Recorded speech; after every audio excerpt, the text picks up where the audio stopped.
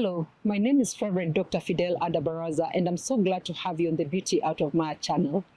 If this conversation resonates with you, please like, subscribe, and share so it can reach someone who may need it today. There's a kind of grief that doesn't come with condolences. No one brings food for it. No one sends messages for it. And yet it can sit very heavily in the heart. It's the grief of unmet expectations. The grief of timelines that quietly disappear. The grief of futures you imagined, planned for, and prayed over. And for many parents raising neurodivergent children, this grief comes with something else: guilt.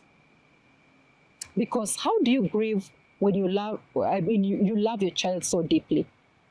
How do you mourn what you thought would be without feeling like you are betraying who your child is?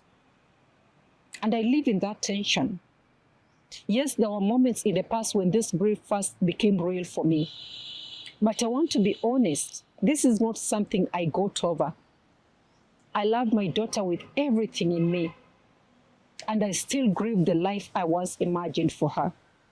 The milestones, the ease, the certainty, the future I hoped for and thought about. There are days I'm strong, and there are days I still break and cry. And for a long time, I didn't think I was allowed to name that. I told myself I should be grateful. I told myself other people had it worse. I told myself strong mothers don't mourn. And of course, I was reminded to be grateful by the society as well. But grief doesn't disappear because we silence it. It only goes underground. And the truth is this: grieving expectations does not mean you love your child less. It means you are human. You are allowed to grieve the picture you carried in your heart while still loving the child in front of you, fully, fiercely, and without apology. And those two things can exist in the same space. Even now, there are still days I smile for the world and let her cry quietly in private. Right. Days when joy and sorrow sit side by side, and I don't know which one is allowed to speak. And this is what I have learned, not once, but over time, again and again. Grief is not the opposite of love.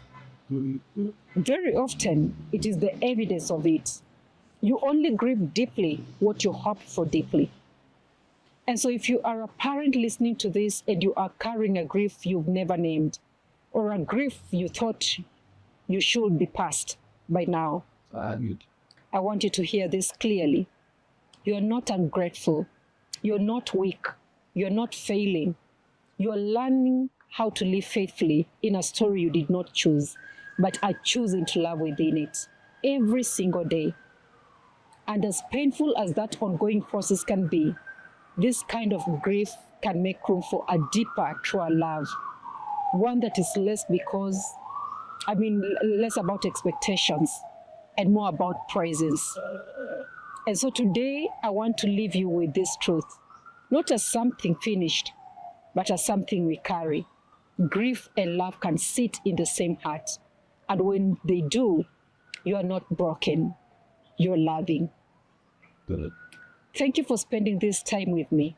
Please like, subscribe, and share. And let's reconnect next week as we continue this journey together on the Beauty Out of Mire channel. God bless you.